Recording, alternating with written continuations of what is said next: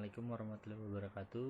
Saya Dafriel Aliaksan dengan NIM 231011 dari kelas 01 TPLE 0005 dan bidang prodi Teknik Informatika. Dengan kesempatan ini saya akan membahas pembahasan tentang yaitu project UAS. Yang pertama membuat flowchart, yang kedua video tentang percabangan, array, perulangan, dan function. Oke. Pertama yaitu ada percabangan atau branching, salah satu bentuk kontrol program. Percabangan berguna untuk mengatur jalannya program sesuai dengan suatu kondisi yang terpenuhi. Dalam Python terdapat 4 keywords untuk melakukan percabangan, yaitu if, elif, else, dan switch. Dalam bahasa pemrograman Python, sinteks atau statement yang digunakan untuk melakukan percabangan meliputi yang pertama yaitu if adalah kondisi utama, else if kondisi kedua atau ketiga hingga ke x, else kondisi terakhir di mana semua kondisi sebelumnya tidak ada yang terpenuhi.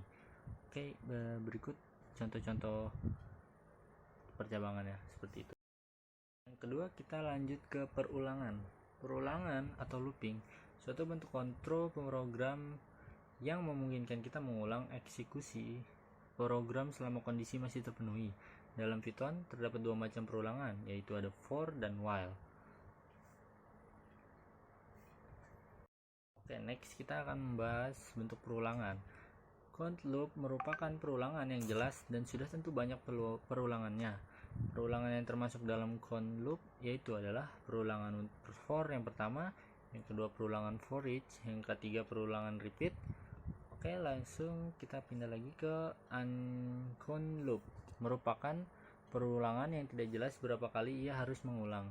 Pengulangan yang termasuk dalam uncount loop ini yang pertama yaitu perulangan while, dan yang kedua perulangan do atau while.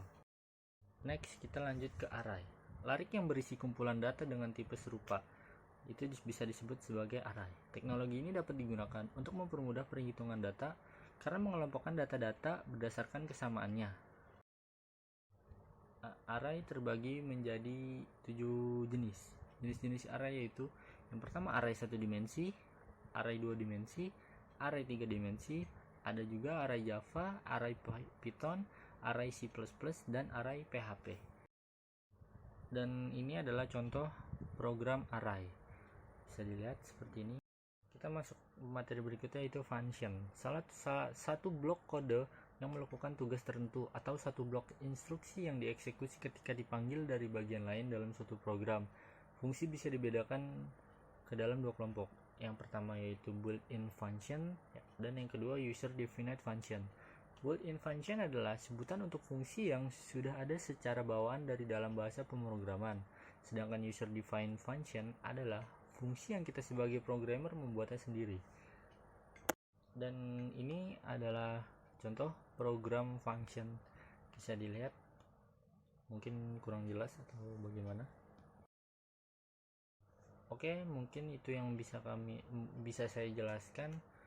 Kurang lebihnya mohon maaf.